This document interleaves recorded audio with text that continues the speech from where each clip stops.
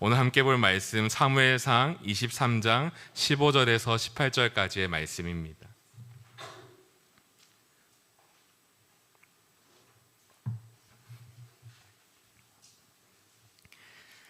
사무엘상 23장 15절에서 18절까지의 말씀.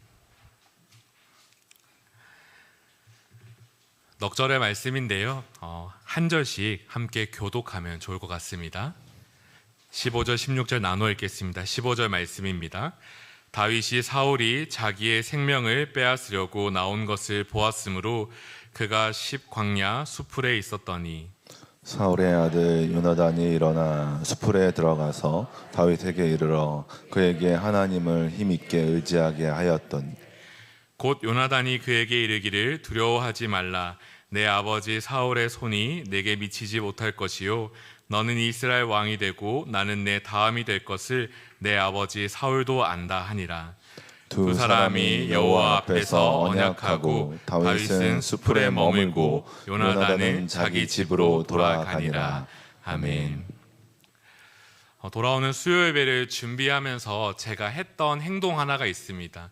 그것은 무엇이냐면 저희 교회 유튜브 페이지에 들어가서 수요 기도회 목록을 이렇게 찾아보는 일이었습니다.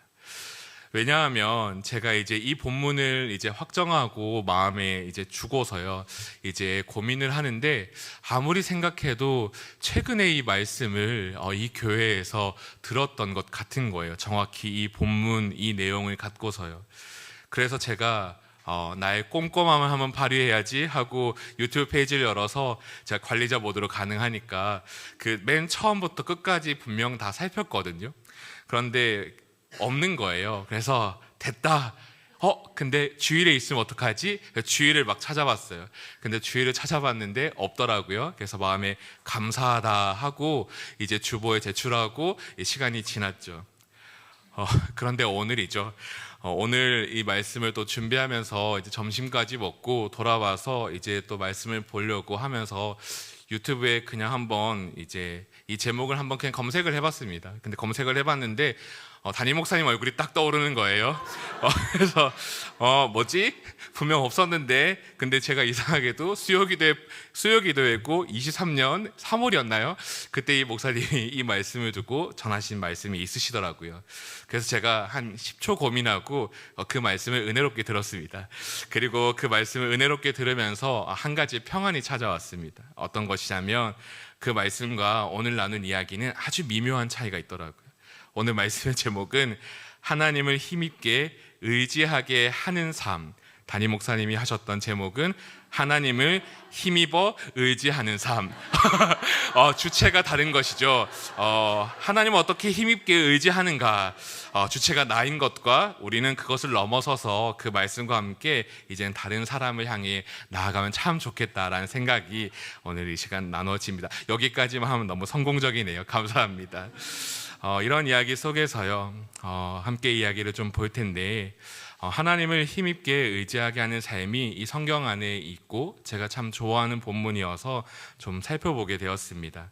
함께 좀 이야기들을 바라보고 이후의 이야기까지 살펴볼 텐데요, 저희가 먼저 좀 본문을 이해하면 좋을 것 같습니다. 15절의 말씀인데요, 저희가 함께 읽어보겠습니다. 시작.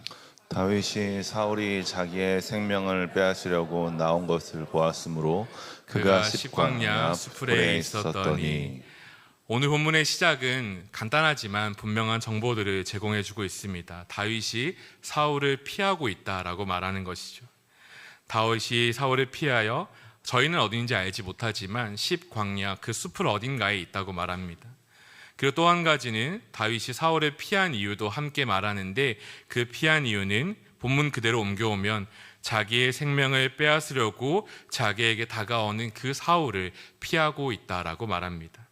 다시 말해 자신을 죽이고자 하는 그 사울을 피하여서 그는 지금 도망자의 신세를 갖고 있는 것이죠. 그런 가운데 이 내용을 좀 더 들여다보기 위해 한 구절을 더 찾아보면 14절에 이런 말씀이 있습니다. 이거는 제가 읽겠습니다.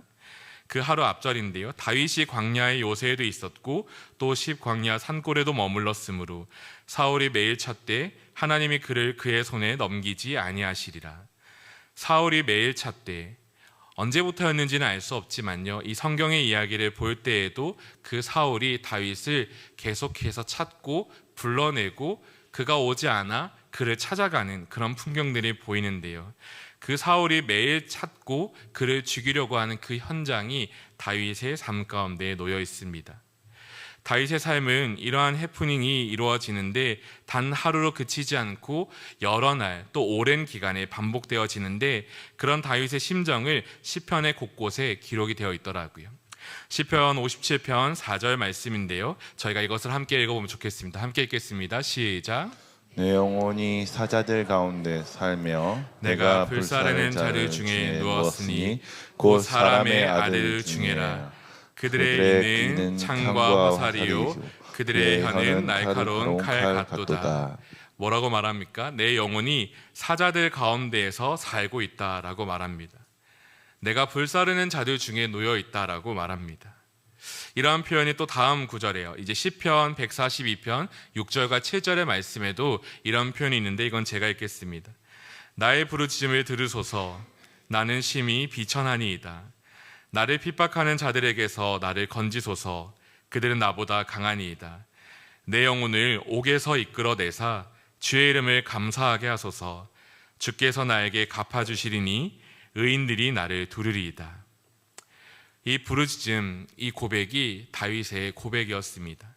방금 읽어드렸던 이 시편 57편, 142편은 각각 소제목들을 갖고 있는데, 그 소제목에는 이 다윗이 사울을 피하여 도망할 때 지은 노래라고 이야기합니다.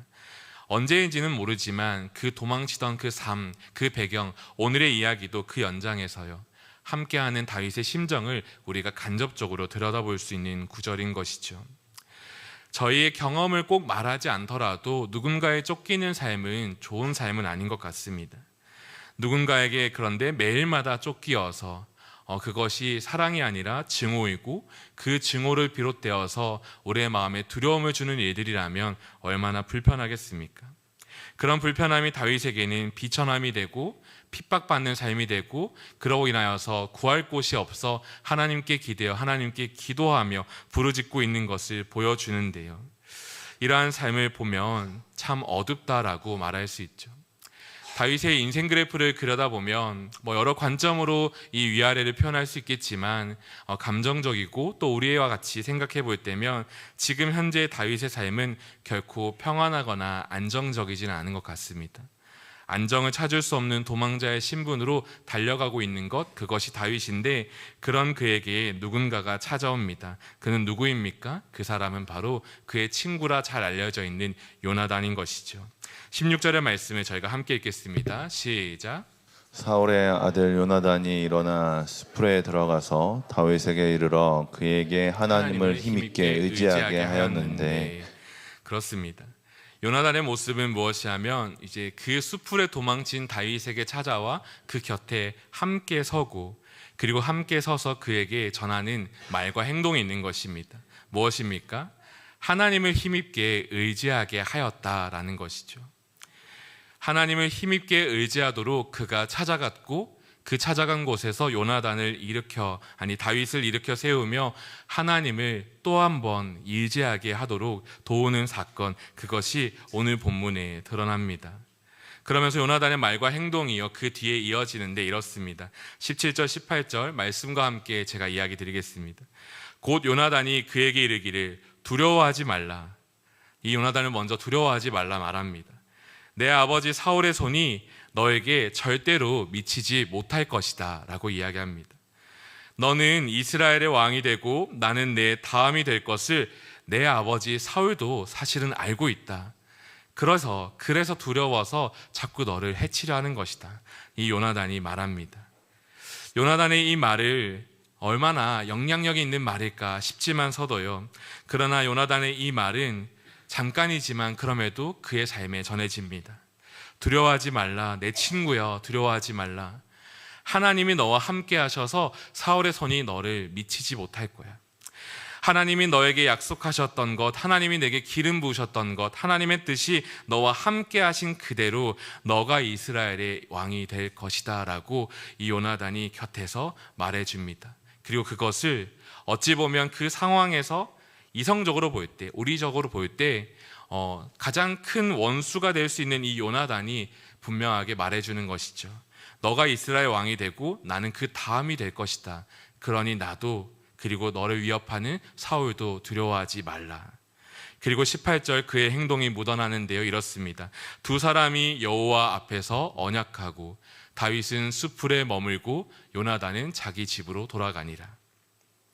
얼마간의 시간이었을까 알 수 없지만 두 사람이 했던 행동은요, 함께 하나님 앞에 서서 하나님 앞에서 언약을 맺는 모습으로 이어집니다. 다윗 스스로 하나님 앞에 설 수 있었을까? 다윗 스스로 이미 하나님 앞에 탄식하고는 있을 수 있지만, 그러나 그런 다윗을 또 곁에 찾아가 붙잡고 일으켜 세워줘서 그가 하나님 앞에 함께 서도록, 그리고 그 하나님을 바라보며 하나님을 의지하도록 돕는 삶이 이 요나단의 행동에 묻어나는 것이죠. 그러면서 18절, 제 눈에 보였던 한 구절인데요, 18절 말씀에 제가 다시 한번 읽겠습니다. 두 사람이 여호와 앞에서 언약하고 다윗은 수풀에 머물고 요나단은 자기 집으로 돌아가니라. 이 사건을 마치고요, 이제 했던 행동은요, 다윗이 그 수풀에 머물렀다라는 것에 있습니다. 기적 같은 변화가 아니어도 다윗의 삶은요, 그 기적 같은 변화와 상관없이 그저 여전히 그 도망자의 삶에 놓여 있게 되고 요나단은 떠나가게 되는데요. 그런데 저는 참 이것이 인상 깊었습니다. 말씀은 다윗의 외적인 삶이 변화된 것이 하나도 없고, 금세 우리가 바라보는 이후의 이야기들은 다윗의 삶은 계속해서 도망자가 되고 오랜 기간 동안 도망치며 더 비참한 삶으로 간다는 것을 보여주는데요. 그런데 문득 그런 마음이 드는 거예요. 그가 요나단을 만나기 전 수풀과 요나단을 만난 후의 수풀이 그래도 작은 차이가 있지 않을까? 어떤 차이가 있을까? 요나단을 통하여서 그의 심중에 새겨진 위로와 격려, 그리고 그 위로와 격려가 사람의 말과 행동이 아니라 하나님을 힘있게 의지하도록 헤어지는 그 말과 행동으로 인하여서 그가 하나님을 그 순간 바라보고 그 마음에 심겨진 하나님의 은혜가 그 자리에 함께하지 않을까 하는 것이죠. 다윗 스스로 그것을 잘 알고 목자로서, 이미 목동으로서 여러 삶에서 하나님과 함께하며 승리하는 삶을 살았지만, 그렇다고 그 다윗은 완전하지 않습니다. 그렇기 때문에 도망치며 그의 삶은 비천함과 그리고 도망자의 노래들로 가득합니다.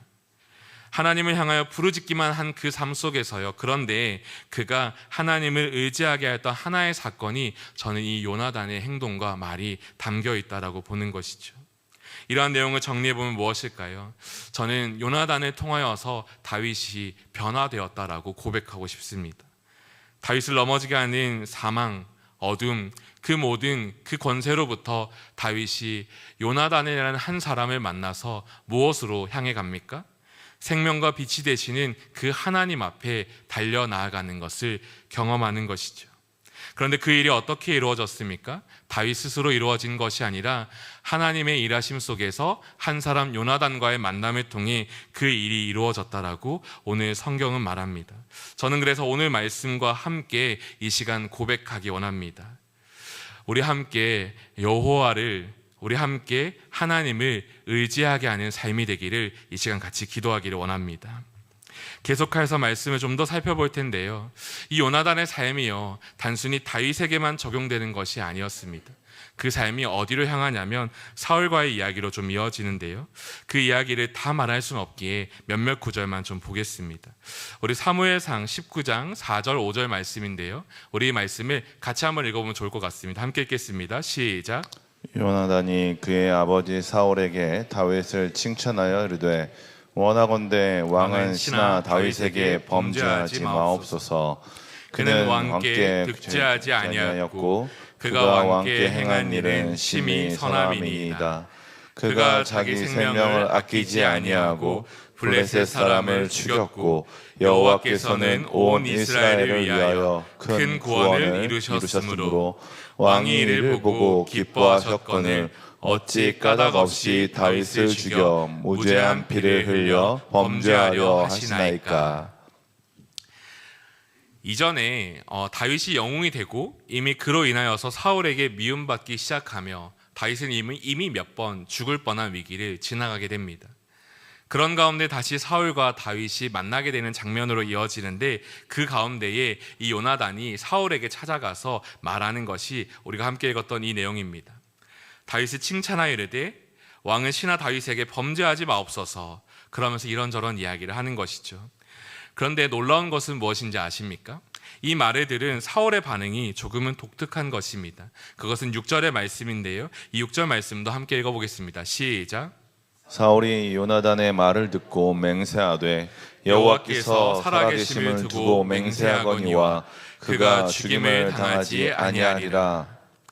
사울이 이 요나단의 말을 듣고 그리고 그 앞에서 맹세하는 것이죠.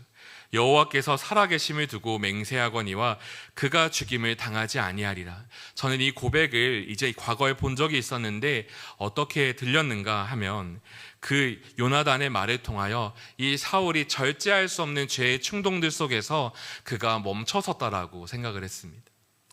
요나단의 말을 듣기 전에는 그가 이미 그 마음속에 충동이 있고 그가 자기가 갖고 있는 것들을 빼앗길 위협을 느끼며 두려워하고 점점 더 그 망상이 심해져가는 그 상황의 초기 증상에 놓여 있는데, 그 상황 앞에서 이미 다윗을 창을 던져 2번이나 찔러 죽일 뻔했거든요. 그런데 다윗이 이렇게 피해갔는데, 그런데 그 상황에서 이 요나단이 이 사울에게 찾아오는 거예요. 그리고 분명하게 말하는 것이죠. 왕은 신하 다윗에게 범죄하지 마옵소서. 그가 행한 선한 일을 우리는 알아야 합니다. 그가 어떤 사람인지 우리는 알고 그를 올바르게 바라보아야 합니다. 이 요나단이요, 사울의 옆에서 찾아갔을 때 사울이 몇 안 되는 사건 속에서 그의 마음을 돌이키는 작은 행동이 보입니다. 그런데 이런 요나단의 모습과 달리요, 또 다른 사람과 이 사울이 함께하는 장면이 이후에 등장하는데, 이것을 보면 좀 더 대조가 됩니다. 22장의 이야기로 좀 이어질 텐데요, 조금 길지만 우리 말씀을 함께 읽겠습니다. 22장 7절 8절 우리 함께 읽어보겠습니다. 시작. 사울이 곁에 선 신하들에게 이르되 너희 베냐민 사람들아 들으라. 이새의 아들이 너희에게 각기 밭과 포도원을 주며 너희를 천부장 백부장을 삼겠느냐. 너희가 다 공모하여 나를 대적하며 내 아들이 이새의 아들과 맹약하였으되 내게 고발하는 자는 하나도 없고 나를 위하여 슬퍼하거나 내 아들이 내 신하를 선동하여 오늘이라도 매복하였다가 나를 치려하는 것을 내게 알리는 자가 하나도 없도다 하니. 사울이 한 사람이 이미 여호와 신이 떠나고 여호와께서 부르시는 악령이 그와 함께하며 그의 마음이 이미 어떤 파멸로 향하는데요, 그런 가운데 그의 마음이 망상이 깊어져가는 어떤 상황들을 보여줍니다. 그는 말합니다. 너희가 다 공모하여 나를 대적하며 내게 고발하는 자가 하나도 없다. 내게 내 편이 되어줄 자가 아무도 없다. 나를 위하여 슬퍼하거나 그 다윗의 그 존재와 그의 어떤 위치나 그런 것들을 내게 알리는 자가 하나도 없어. 어떻게 그럴 수가 있니라고 말하며 그 수많은 군대 앞에서 다윗을 쫓으면서 이 사울이 얘기하거든요. 그런데요, 이런 때에 어쩌면 아까 요나단과 같은 사람, 요나단이 그 자리에 있었다면 또다시 그의 마음을 눌러줄 법한데, 그런데 이때 등장하는 사람과 그 이후에 있는 비참한 일이 참 충격적입니다. 9절과 10절의 말씀인데요, 제가 읽겠습니다. 그때 에돔 사람 도액이 사울의 신하 중에 섰더니 대답하여 이르되 이새의 아들이 노베 와서 아히두베의 아들 아히멜렉에게 이른 것을 내가 보았는데 아히멜렉이 그를 위하여 여호와께 묻고 그에게 음식도 주고 블레셋 사람 골리앗의 칼도 주더이다 라고 말합니다. 무슨 말이냐면 이 에돔 사람이 아무도 내 편이 없어 라고 말하는 사울 곁에 이렇게 그 기회를 틈타 말하는 거예요. 내가 본 것이 있습니다. 저 다윗이 어디에 있는지 내가 알고 있습니다. 그런데 그가 함께하는 제사장 아히멜렉이 있는데 그가 그를 위하여서 여호와께 기도하고 있네요. 그를 위하여서 여호와께 의지하고 있네요. 그를 위하여서 그가 필요한 음식도 주고 그가 가질 법한 칼도 주네요 라고 이야기를 합니다. 이 말을 들은 사울은요, 충동이 일어나서 금세 아히멜렉을 불러냅니다. 그리고 이어져서 그 아히멜렉과 같은 대화를 반복하는데 이 이야기의 결론은 무엇이냐면요, 비참한 죽음으로 이어집니다. 18절 19절 말씀인데요, 제가 읽겠습니다. 왕이 도액에게 이르되 너는 돌아가서 제사장들을 죽이라 하매 에돔 사람 도액이 돌아가서 제사장들을 쳐서 그날에 세마포 에봇 입은 자 85명을 죽이고 제사장들의 성읍 노베 남녀와 아이들과 젖 먹는 자들과 소와 나귀와 양을 칼로 쳤더라. 그냥 우리 눈에 보기에는 지나가는 이야기지만요, 상당히 비참하고 참혹한 현실이 그 사울의 손을 통해 펼쳐지는 것 우리는 보게 됩니다. 하나님의 제사장을 죽이는데 아무런 거리낌과 두려움이 없는 한 욕망의 사람 에돔, 그가 기회의 틈을 타 사울에게 말하였을 때에 사울이 그 말을 듣고 자극을 받고 그 말을 통하여 행동을 옮기며 결국 하나님의 제사장 85명이 죽고요, 그와 함께하는 성읍에 있던 모든 남녀와 아이들과 모든 가축과 기르는 모든 생명들이 처참하게 죽는 것을 보게 됩니다.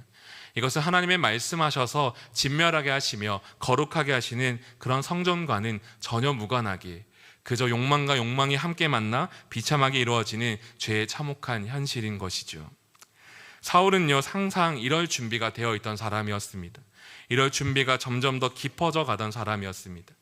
그런 가운데 그가 만났던 사람에 따라서 어쩌면 왼쪽으로 어쩌면 오른쪽으로 갈 수 있는 상황이었는데요, 그런 상황에서 하나님을 힘입어 의지하도록 하는 한 사람 요나단을 만났을 때는 그가 그 죄의 자리를 멈추고 그가 고민하게 되는 것을 보게 되고요, 그리고 또 다른 사람, 하나님과 전혀 무관하게 하나님을 충동질하는 사람을 만났을 때에는 처참하게 참혹한 그런 참상을 벌이는 죄인으로 나타나게 됩니다. 단순히 다윗 한 사람을 이야기하고 싶지는 않고요, 다윗 한 사람을 넘어서서요, 우리의 삶 주변 모두에게 이러한 현실들이 이루어져 있겠구나라는 생각이 듭니다. 우리의 삶도, 우리 가족의 삶도, 우리 교회의 삶도, 우리 공동체의 삶도, 우리가 나누는 공동체의 여러 삶의 나눔, 가족들의 이야기를 자세히 들여다보면요, 항상 우리는 마음이 외롭고 깨어지고 힘들어하며 누구 하나 괜찮은 사람 없고, 그리고 그런 가운데에 세상에서는 하나님과 무관한 이야기로 가득하여서 우리의 마음이 이렇게 한쪽으로 치우치는데, 그나마 유일하게 이 교회가 빛이 되어서 우리 공동체가 하나님의 말씀에 증거하고 함께 그 사랑 안에 위로하고 있지 않나 생각이 들었습니다. 그러면서 제 가족의 이야기가 좀 생각이 났는데요, 저를 보시기에 상당히 사랑을 많이 받고 자랐겠다 확신하시겠지만요, 저는 그 사랑을 받으면서도 늘 한켠에 불안과 염려가 있었던 것 같습니다. 누군가의 이야기를 들어도 그대로 잘 받지 못하고, 누군가가 선행을 베풀어도 그 선행을 잘 받지 못하고, 누군가가 사랑을 애써 두르지 않아도 그냥 그 있는 그대로 전해주어도 저는 그 사랑을 있는 그대로 받지 못하는 사람이었습니다. 아마도 지금도 많이 그런 부분이 있어서 하나님께 많이 고침받아야 할 필요가 있을 텐데요. 그런데 이제 결혼을 준비하던 때에 제가 경험했던 두 일이 있었습니다. 하나는 이제 결혼을 작정하고 제 아내와 이제 포항, 저희 고향으로 내려갔던 때였는데요, 처음 내려가서 이제 만나자마자 같이 식사하며 결혼 얘기를 꺼내던 그 참혹한 현실에 저희 아버지와 어머니가 보여주었던 모습은 그래도 따뜻함이었던 것 같습니다. 그래도 저는 그 자리에 긴장과 그리고 이제 또 이제 저의 어떤 경상도의 그 사람의 기질이 막 드러나서 이제 별 생각 없지만 그냥 차분하게 앉아 있었는데, 그 모든 만남을 마치고 돌아오는 차편에 제 아내가 이제 들려줬던 이야기가 있었습니다. 그것은 무엇이냐면 그때는 이제 연애할 때였으니까 오빠의 부모님이 오빠를 향한 시선을 옆에서 이렇게 제3자처럼 보는데 너무 사랑이 많더라라는 얘기를 해주는 것이죠. 저도 그 사랑을 받는다는 걸 제가 교회와 또 하나님을 믿으면서 많이 깨닫고 많이 알고 있는데요, 그런데 제 아내가 그런 말을 해줄 때 제가 몰랐던 걸 또 깨닫게 되더라고요. 저는 그냥 제 엄마, 제 아빠의 얼굴이었는데, 그리고 그 두 분이 이제 제 아내 될 사람을 잘 바라봐 주기만을 바라던 시선이었는데, 그런데 제 아내는 전혀 다른 것을 보고 있는 것이죠. 그러면서 제 마음에 얼마나 사랑이 많은지 또 사랑받고 있는지를 알겠다라고 해주면서 제 마음이 이렇게 이 자리에서 이렇게 옮겨지는 것을 보았습니다. 그런데 그뿐이 아니었고, 또 이제 제가 이제 결혼 준비를 하면서 또 이제 저희 주례 주셨던 저희 담임 목사님을 뵐 때에나, 또 제가 이전 교회 사역을 할 때였으니까 그 교회에서 담임 목사님을 뵐 때에나 항상 아내가 저에게 해주던 말들은 이와 동일한 말들이었습니다. 오빠 참 사랑을 많이 받고 있는 것 같다. 사랑을 참 많이 받고 있고 참 혼자가 아닌 것 같아서 참 감사하다, 이런 표현들을 해주더라고요. 저는 외롭고 혼자였고 그래서 참 쓸쓸하다면 이제 많이 느껴왔는데, 제 아내는 제가 못 보던 것을 계속해서 짚어서 얘기를 해주면서 그것이 아니야, 오빠의 주변에 하나님이 주신 선물들이 참 많아, 이렇게 얘기를 해주는 거를 제가 그때 진짜 많이 경험을 했거든요. 그런데 이 이야기는요, 제가 이 요나단의 말씀을 묵상할 때 생각이 나더라고요. 제가 가졌던 경험이 전부는 아니겠지만요, 곁에 있는 사람이 참 중요하다라는 생각을 하게 됐던 일들이 있었습니다.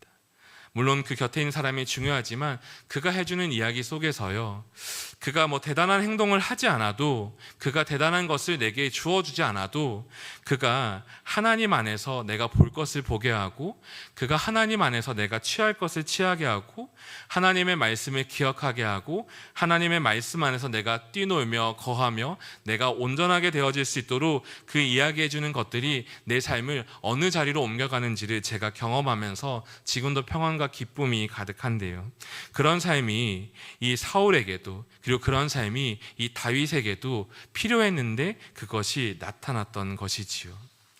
요나단의 행동은요, 오늘 본문은 막 복잡하고 어려운 얘기가 아닌 것 같습니다.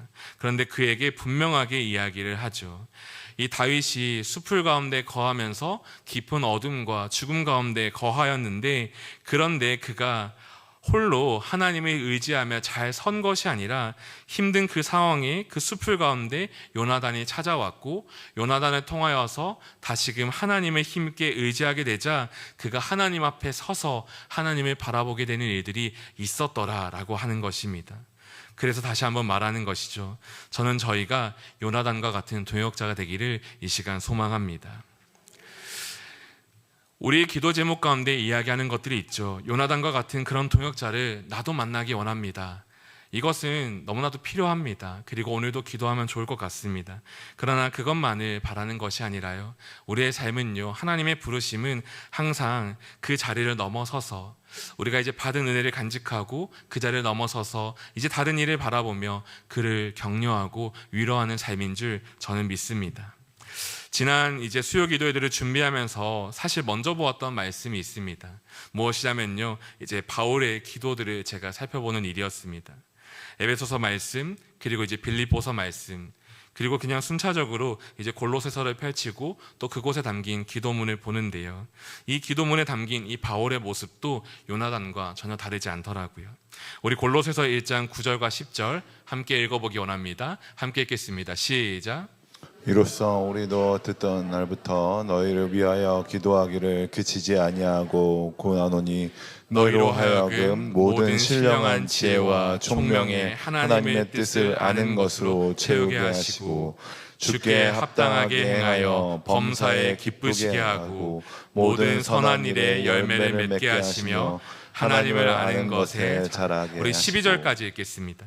그의 영광의 힘을 따라 모든 능력으로 능하게 하시며 기쁨으로 모든 견딤과 오래 참음으로 이르게 하시고, 우리로 하여금 빛 가운데에서 성도의 기업의 부분을 얻기에 합당하게 하신 아버지께 감사하게 하시기를 원하노라. 아멘. 제가 이제 바울의 기도, 이것을 살펴보기로 작정하고 먼저 사실은 이 본문을 한 2주간 살펴보았습니다. 그런데 이 본문을 읽고 읽는 중에 먼저 깨닫게 되는 것은 다시 한 번 더 바울이 참 진심으로 그들을 위하여 사랑으로 기도하고 있구나라는 현실이었습니다. 그리고 또 읽고 기도하는 가운데에 아직 이 본문을 제가 전할 준비가 다 되어 있지 않은 상황에서 어떡하지 하는데, 그런데 이 사무엘상의 말씀이 생각이 나더라고요. 바울의 행동은 조금 다른 것처럼 보이지만 그의 행동의 본질은 다르지 않습니다. 그가 갖고 있는 것은 동일한 사랑 안에서 하나님으로 충만하여 그가 지금은 만날 수 없지만 떨어져 있는 골로새 교회를 향하여서 편지하는 것이지요. 내가 여러분을 위하여 기도하고 있습니다. 내가 여러분을 위하여 기도하며 하나님께 간구하고 있습니다. 여러분의 영혼이 하나님을 떠나지 않도록, 여러분의 영혼이 하나님 안에서 생명으로 자라나도록, 여러분의 영혼이 그 생명으로 자라남을 통하여서 끝까지 달려가 하나님 앞에 영광과 찬송이 되기를 원한다는 그 고백이 이 골로새서에도 나타나더라고요. 바울은 하나님 앞에서 그들의 영혼을 품고 또 다른 교회를 품고 여러 교회를 품으며 여러 사람들에게 하나님을 그들이 힘입어 의지하도록 가르치고 또 그들을 위해 기도하는 삶이었습니다. 그리고 이 삶을 바라볼 때에 또 오늘 구약에서의 말씀을 바라볼 때에 하나님의 말씀 권면은 저희 모두가 그런 삶이 되는 자리로 부르시는 줄 이 시간 믿음으로 고백하기를 원합니다. 말씀을 이제 마칠 텐데요, 이제 남은 것은 한 가지입니다. 무엇이냐면요, 그럼 어떻게 우리가 요나단과 바울 그와 같은 삶을 살 수 있는가? 그것은 우리가 함께 기도하는 일이고 또 다른 사람을 위해 찾아가는 일일 텐데요, 먼저 우리 안에 하나님을 초청하고 또 우리가 하나님의 은혜 안에 거하기를 이 시간 함께 기도하는 일이 아닐까 싶습니다. 사도 바울의 모습을 보면요, 하나님의 말씀의 지식으로 가득 차도 하나님을 아는 것이 많다 하여도 그가 가진 것이 많았을지라도 예수님을 만나기 전에는 그의 삶이요, 사람들을 찾아다니며 핍박하고 정죄하고 그들을 감옥에 갇히는 삶이었습니다.